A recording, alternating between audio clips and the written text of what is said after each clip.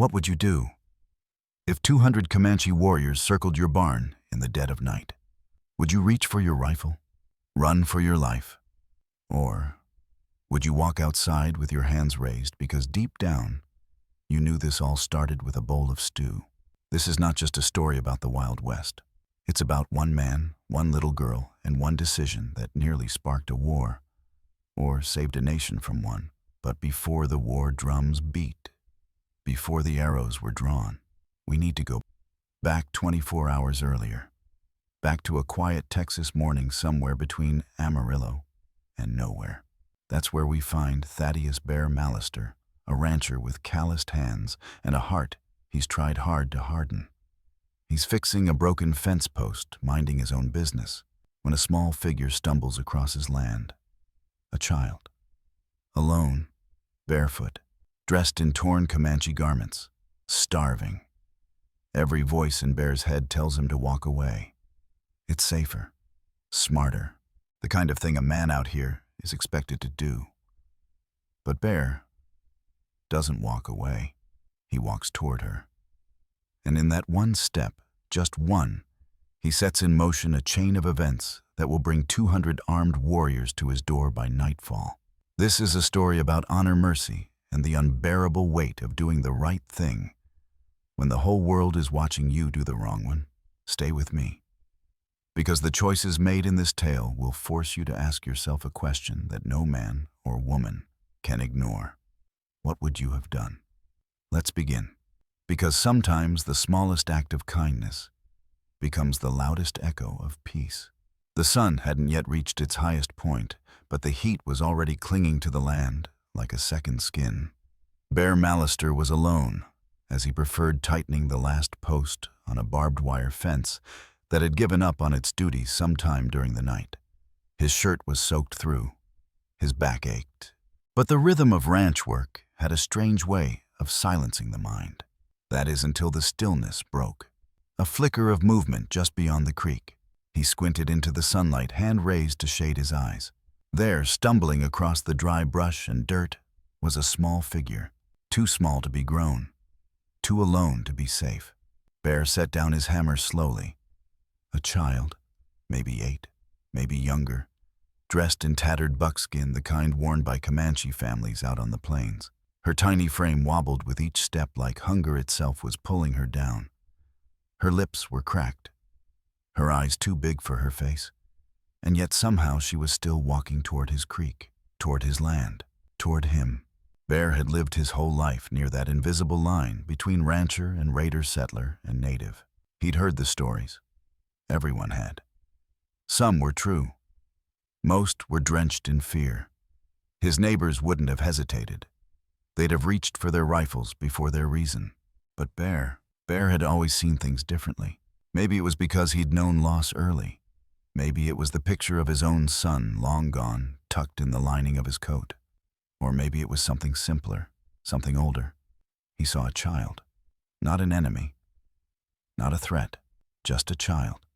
So he walked. Slow, open hands, no sudden moves. When he reached her, the girl looked up. Her mouth opened, words spilling out in Comanche, quick, urgent. Bear didn't understand the language, but he understood everything else. She pointed to her mouth. Then, to the creek.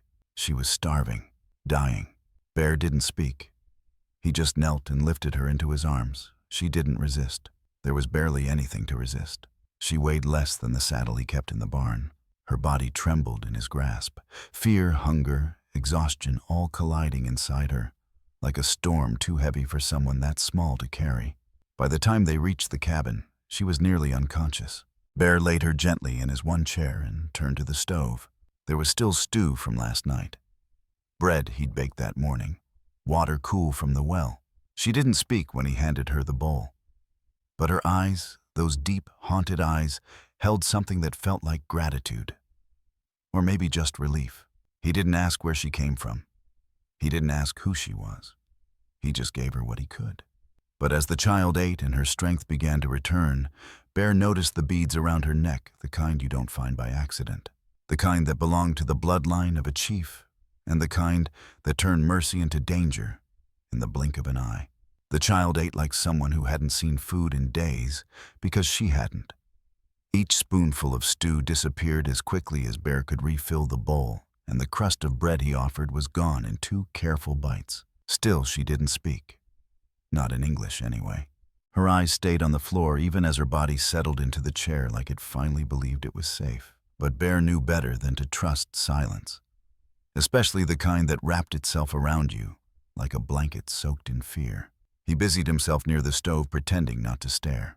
But when he reached for a cloth on the table, he noticed something beneath her collar, just a sliver poking out from her tattered garment. A necklace, delicate beadwork arranged in a pattern so intricate it almost shimmered in the lamplight. And Bear's heart stopped, because he'd seen that pattern before. Just last week, over coffee and a fence post conversation, old Pete Morrison, his neighbor 3 miles east, had spoken of it in hushed tones. Sacred beads, Pete had said, voice low, only worn by the blood family of Chief White Bull. You see 'em, you ride the other way. Bear stepped back without thinking. He didn't want to believe it. But there it was, in plain sight. This wasn't just a starving child. This was her, the one the Comanche were searching for. The one who disappeared 3 days ago during a hunting trip. The one whose absence could ignite a storm bigger than anything Bear had seen in his lifetime. Chief White Bull wasn't just respected, he was feared. Revered. A war chief with more victories than scars. A man known to mourn in blood.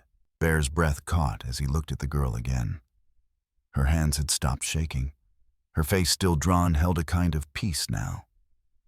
She glanced up briefly, and in that moment, Bear saw not just a child, but a symbol. And symbols out here were dangerous things. He could already hear the town's whispers. He took her. He could picture Cletus riding in with his shotgun. Picture the deputy, the preacher, the fear, the judgment. Still, Bear didn't move, didn't speak. He just stood there, caught between 2 truths. He had saved a life. And he had perhaps unknowingly placed his own directly in the path of a storm. 20 miles away, that storm was already building. Hooves thundered against the ground. Voices shouted orders in a language Bear didn't speak. And at the head of it all rode Chief White Bull, father to a missing girl and leader of 200 warriors who had come for one thing and one thing only: justice. The cabin walls felt thinner that evening. Not because of the wind or the silence inside, but because of the 3 riders approaching down the dirt path, their horses kicking up long trails of dust against the setting sun. Bear stepped outside before they could dismount. Not to meet them with force, but to meet them with presence. He didn't want their boots waking the girl. He already knew why they'd come. Cletus Hartwell was the first to speak. He didn't wait for greetings or pleasantries. Bear, you damned fool. What in God's name do you think you're doing? His face was red, voice, half anger, half something else. Something closer to fear. Behind him, Deputy Jake Morrison adjusted the brim of his hat, looking like a man who didn't want to be here, but didn't have the luxury of staying home. And the third man, Reverend Thomas, stood, quiet hands clasped in front of him, like he was at a funeral he hadn't prepared for. Bear didn't say anything at first, just stepped down from the porch and waited for them to speak their piece. They're looking for her, Morrison said, voice low and serious. Smoke signals spotted over the ridge this morning. And my father sent word from town. White Bull's daughter disappeared 3 days ago. He looked Bear dead in the eye. You wouldn't happen to know anything about that, would you? The lie sat on Bear's tongue for a moment. It would have been so easy. But then he remembered the weight of that little girl in his arms, how her ribs showed through her dress, how she hadn't asked for anything but water and a place to sit. She's inside, Bear said softly. She's not hurt. She's sleeping. The silence that followed was thick. A silence made of too many years, of too many assumptions. Reverend Thomas was the first to break it. Son, do you have any idea what you've done? I helped a hungry child, Bear said. But even as the words left his mouth, he could hear how naive they sounded in the ears of men who'd seen blood on both sides. Cletus shook his head and ran a hand through his hair. You don't get it, do you? White Bull doesn't just ride in and knock. If he thinks you stole her, hell, Even if he just thinks you hesitated, he'll burn this place to the ground, and no one will stop him. Morrison's hand was already on the reins. "I've got to report this," he said. "But I'll give you a head start. Try to get her back to her people before they get here." Bear looked toward the hills. The light was dying, the trail unknown. The risk near certain. He nodded anyway. Because sometimes you don't do the smart thing. You do the right one. But as the hoofbeats of his neighbors faded into the dusk, Bear was left alone in the quiet. And in that quiet, something else arrived, distant, deliberate, and unmistakable. The sound of drums, carried on the wind like a promise too old to break. Dusk came slow that evening, painting the horizon in soft tones of gold and ash, the kind of light that makes everything seem more fragile. Bear sat on the porch, elbows on his knees, a rifle leaning just out of reach. But he wasn't thinking about weapons. He was thinking about the girl. She slept again inside, this time not from hunger, but from sheer exhaustion. Wrapped in the same blanket he once used on winter nights, when he couldn't sleep, missing the son he'd buried 3 years ago. Now she lay there, breathing slow and steady, safe for now. But safety has a way of evaporating when the shadows stretch long. The sound came low at first, distant, barely there. A rhythm more felt than heard. A deep thrum beneath the wind, like the heartbeat of something too old for words. Drums. Bear stood. The boards creaked beneath him, but the sound was swallowed by the growing beat. He stepped off the porch and walked slowly toward the edge of his property, heart pounding in quiet time with the rhythm rising from the hills. And then he saw them. First, just shadows, then shapes, then riders, 1 by 1, then 10 by 10, emerging from the gathering dark, like ghosts stitched into the land itself. They moved with a stillness that made the earth seem louder. Forming a wide circle, horses, quiet riders, stone-faced, their eyes locked on the small wooden cabin in the center of it all. Bear counted, though he already knew. 200. A war party. Not a scouting group. Not a delegation. A force. And they had not come for talk. He turned to the cabin. Inside, the girl had woken. She stood now, peeking out through the window with wide eyes. Her lips parted, and she whispered something in Comanche words Bear couldn't understand, but didn't need to. Her trembling hand reached out and grabbed his coat. She held up her fingers. 10, 20, 30, all the way to 200. And then silence. The drum stopped as if the earth had drawn a breath and was holding it. Then one voice from beyond the dark. "White man," it said, "you have taken what is ours. Send her out, or we will come and take her." The words were clear, deliberate, final. And Bear, he felt every bone in his body shift beneath the weight of that moment. But as he looked into the eyes of the child beside him, this girl who had come to him not as an enemy, but as a plea for mercy, he knew what he had to do. Not for the tribe, not for the town, but for himself, for the man he still wanted to be, even in the face of 200 warriors waiting for war. The door felt heavier than it ever had. Bear stood with one hand on the handle, the other resting gently on the girl's shoulder. She looked up at him, with eyes wide, not pleading, but knowing. There was no fear in her now, only waiting. Waiting to see what kind of man he truly was. Outside, the circle of warriors waited like a held breath. Torches burned in the darkness, steady and low. Nothing moved. No one spoke. Bear took a deep breath, opened the door, and stepped out. His hands were raised, empty. The girl followed close behind her small hand, still clutching his coat. The air was thick with stillness. Then the warriors parted. From the center of the circle, a figure dismounted, a man whose presence shifted the atmosphere like thunder behind the clouds. Chief White Bull. He was taller than Bear expected, broader, his hair streaked with silver and tied behind him in a way that spoke of tradition and purpose. His chest bore the marks of a dozen battle scars that told stories Bear could only imagine. But it was his eyes that held the most weight, dark, unwavering, filled with something deeper than anger. Grief, pride, fury, loss, all braided together in silence. He approached slowly, stopping just a few steps from Bear. "You fed her?" White Bull said, his English deliberate, shaped by care more than fluency. Bear nodded. She was starving. You gave her shelter. I did. You saw the beads. A pause. Yes. The chief's eyes narrowed. And you did not send word. You did not return her. She couldn't travel, Bear said. She could barely stand. I planned to bring her back.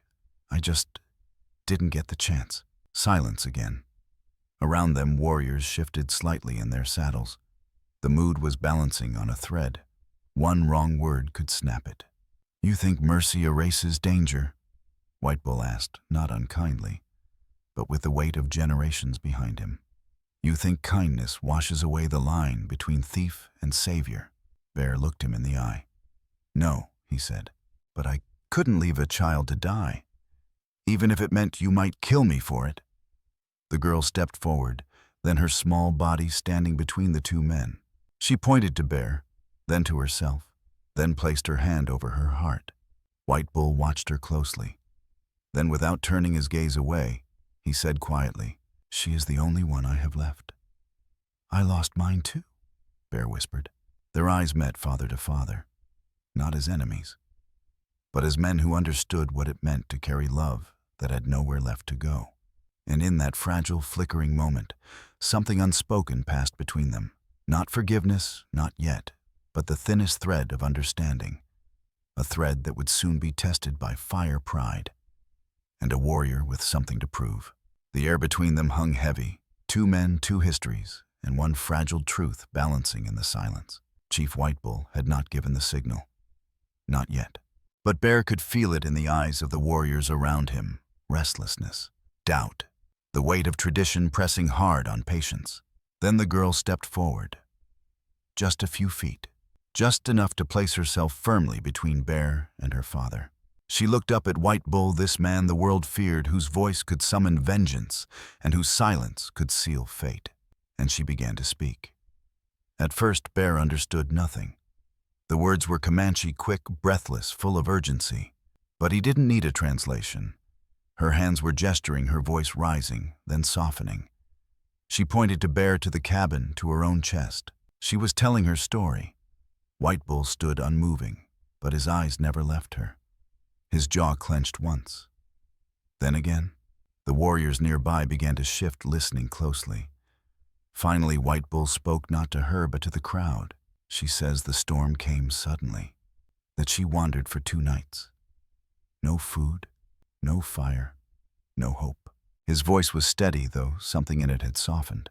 She says this man found her near the water, that he could have turned away, could have sent her off or used her to bargain. But instead, he gave her bread, a blanket. Silence. Bear watched the chief's face as he spoke, no longer a mask of anger, but something quieter, sadder, more human. She says she saw a picture in his home, a woman and a boy, and that when he looked at that picture, his eyes looked like mine. White Bull's voice dropped to nearly a whisper. She says, that's why he helped her. Bear's throat tightened, but he said nothing. The words weren't his to claim. The girl turned to the crowd, now speaking louder, firmer. Her small hands clenched at her sides as she spoke to warriors 3, 4, 5 times her age. White Bull translated again. She asks them if it had been their child starving and alone, wouldn't they have prayed for someone, even a stranger, to show mercy? A hush fell over the circle. Some warriors looked down. Others shifted in their saddles, uncertain. Something in the girl's words had unsettled them, not in anger, but in memory. Then one voice broke the silence, rough, deep, full of anger that had nowhere else to go. It was Broken Arrow, one of White Bull's fiercest men. He stepped forward, lance in hand, and spoke in rapid-fire Comanche. The tension whipped back into the air like a spark to dry grass. White Bull turned his face grave. He says mercy is weakness. He says if we let this white man live, we betray our blood. Bear stood still, his chest tight, not from fear, but from the ache of knowing he might have given everything just to do the right thing, and it still might not be enough. And as Broken Arrow's voice grew louder, calling warriors to choose between tradition and truth, The girl stepped forward once more, one small voice against generations of pain, and Bear realized she wasn't just trying to save his life. She was trying to save her people from losing what made them human. Broken Arrow didn't just raise his lance, he raised a history, a legacy of blood spilled under prairie skies, of broken treaties, of children taken, of mothers weeping for sons who never came home. And for a moment, as he stepped forward, the quiet understanding Bear had begun to feel with White Bull trembled. The girl stood between them, still small but unwavering. She looked up at Broken Arrow and spoke again, her voice clear but more urgent now, like she knew time was running thin. He cut her off with a wave of his arm, replying with sharp words that Bear couldn't grasp but felt all the same. They fell heavy, accusatory. The warriors around them began to shift. Some moved closer to Broken Arrow's side. Others looked toward their chief, uncertain. And for the first time, Bear saw it, a tribe divided. Not by this moment, but by what had come before it. Wounds long buried, now clawing to the surface. White Bull's face stayed still, but Bear could see the battle behind his eyes. Leadership wasn't just about leading. It was about choosing which battles to fight and which ones would cost too much. Broken Arrow speaks for tradition, White Bull said softly, translating for Bear's sake. He says weakness invites destruction, that sparing a white man makes us prey. The words stung, not because Bear disagreed, but because he understood the fear behind them. He knew what fear could make a man become. He'd seen it in his own town. He'd seen it in himself. But fear hadn't built anything worth keeping. Only courage had done that. The girl stepped forward again, this time addressing the entire circle. She pointed not to Bear, but to the sky, then to the earth, then to the faces of the men around her. Her voice rose not in anger, but in something more powerful, belief. White Bull translated slowly. She says revenge doesn't bring children back. It only takes more away. She says, if we punish kindness, we become what they believe we are. No one moved. Even Broken Arrow stood still, now his lance lowered just an inch. His face wasn't softened, but something behind it had cracked. He spoke again, quieter this time. She asked if I had children, White Bull said. He said yes. She asked him what he would pray for if his child were lost in a storm. Bear looked at Broken Arrow and didn't see a monster. He saw a father, a man, a heart twisted by grief, now forced to see something he didn't want to a mirror. And for a brief moment, the war drums inside all of them seemed to quiet. But peace, Bear knew, isn't won with a single speech. It's earned slowly, painfully, one man, one story at a time. And tonight, the final choice wasn't just between enemies. It was between the old ways and a future no one could yet imagine. The ride to the village was quiet, not silent, but reverent. Bear rode beside White Bull, flanked on all sides by warriors whose weapons remained sheathed, but whose eyes never left him. The girl rode just ahead, her posture straight, her hair lifted gently by the wind. The moon guided them through narrow canyons and hidden trails Bear never knew existed. This wasn't just a journey across land. It was a passage into something older, deeper, a world that had been watching him long before he knew it existed. When they arrived, the fires were already lit, dozens of them casting gold across the ground and flickering in the eyes of the tribe that emerged from their tents like spirits drawn to judgment. In the center of the village stood a wide circle of stones, and within it, the tribal council, 7 elders, their faces carved with time, their silence speaking louder than any words. No one gestured for Bear to step forward, but he knew. He walked into the circle with the same quiet he'd used when he first approached the starving girl by his creek. Back then, he didn't know her name. Tonight, her voice might be the only thing keeping him alive. White Bull addressed the council first. He spoke in Comanche, his voice steady and even. At times, he gestured toward Bear, at others toward his daughter. The warriors around the circle listened with stillness born of ceremony, of weight. Then Broken Arrow stepped forward. His words were shorter, sharper, spoken with the kind of fire that comes from believing pain should be passed on, not healed. Bear didn't understand the words, but he understood their weight. They were debating his life, his intent, his place in the world. and the world was listening. Finally, the girl stepped forward. She stood in the very center of the circle, small beneath the stars, but her voice soft, sure, unwavering, cut through the air like a hymn. She spoke for a long time, not once looking away from the faces of the elders. When she finished one of them, the oldest leaned forward and asked her a question.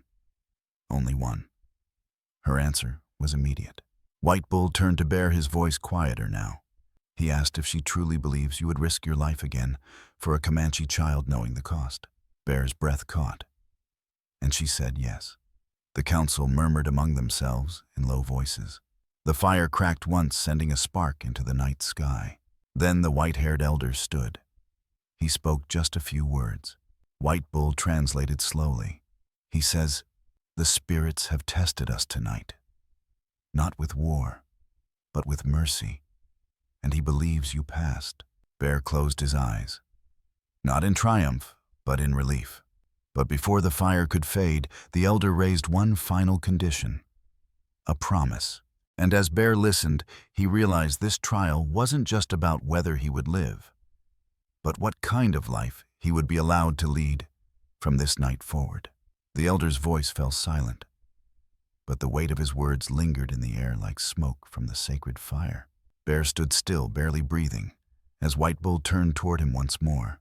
"The council grants you safe passage," he said quietly. "No blood will be spilled tonight." Bear let the words settle in his chest. Relief didn't come like a wave. It came in pieces, small, trembling, almost afraid to believe. "But," White Bull continued, his voice steady, "they ask for something in return." Bear nodded slowly. "Anything." White Bull didn't rush his reply. "You must promise this. If one of our people ever comes to you starving, wounded, lost, you will help them without hesitation. No matter the danger, no matter the cost." It wasn't a demand. It wasn't even a negotiation. It was a test of character, and Bear understood the weight of it. This wasn't about the girl anymore. It wasn't even about the past. It was about the future, about what kind of man he would choose to be when no one else was watching. "I promise," he said without pause, "on my name and what's left of my family." White Bull studied him, not with suspicion, but with the kind of gaze that searched for the truth behind a man's words. Then slowly the chief nodded. The girl moved first. She stepped across the firelight and wrapped her arms around Bear's waist, no longer a stranger, not quite a daughter, but something that felt like kin. And for the first time, she spoke in halting, broken English. "Thank you," she said. "You saved me. Now, I save you." It wasn't rehearsed. It wasn't perfect. But in that moment, it was enough. Bear knelt down beside her, emotion rising in his throat like floodwater. "I didn't save you," he whispered. "You saved all of us." Around them, the warriors began to move, not in anger, but in quiet acceptance. Bows lowered, spears shifted. The energy that had once threatened to ignite now smoldered into stillness. White Bull turned to his daughter and placed a hand on her shoulder. "You've done more than any warrior tonight," he said, pride softening the edge in his voice. "You've taught us how to listen." And as the council fire burned lower and the night deepened above them, Bear realized the most powerful thing he'd done wasn't lifting the girl into his arms by the creek. It was refusing to see her as anything less than a child worth saving. And in return, he'd been given something few men ever receive in the West, a second chance. The only question now was what he would do with it. The fire had long since faded by the time Bear mounted his horse and turned back toward home. But he didn't ride alone. White Bull's daughter rode beside him, no longer the fragile child who had stumbled across his land, but a girl whose voice had quieted the drums of war. Behind them, two warriors rode in silence, not as guards, but as honor guards. An escort, not of threat, but of respect. As dawn touched the horizon with soft gold, Bear saw his cabin again, small, weathered, but still standing, just like him, just like her. In the weeks that followed, the world didn't change overnight. There were still stares in town, still mutters over whiskey glasses. But the Comanche didn't come for vengeance. The neighbors didn't come with torches. And in the space between them, Bear found something he hadn't felt in years. Peace. And then something more. Every year on the anniversary of that night, the girl returned. No longer just a child. A young woman now. A translator. A bridge between two nations who had almost let fear speak louder than truth. They'd share a meal on his porch, just like the one he first placed in her shaking hands, and they'd talk, not always about that night, but sometimes. And sometimes was enough. Bear never got rich, never left Texas, but his ranch became something no map could measure. A meeting place, a resting ground, a symbol. He was no longer just a rancher. He was the man who had once said yes to kindness when it cost him everything. And that choice echoed louder than any war drum. Sometimes history remembers the loudest voices, but the ones who matter most are often the ones who simply choose to feed a hungry child. So now I ask you, if you had been Bear standing alone on that porch, with 200 warriors closing in and one frightened girl asleep inside, what would you have done? Would you have shut the door, looked the other way, or opened your arms and your table? Tell me in the comments. I want to hear your choice. And if this story moved you, if it reminded you that sometimes the smallest actions carry the greatest weight, then hit like, subscribe, and share this story with someone who still believes in quiet heroes. Because we have many more stories to tell. Stories of courage, kindness, and second chances written not in history books, but in the hearts of those who lived them.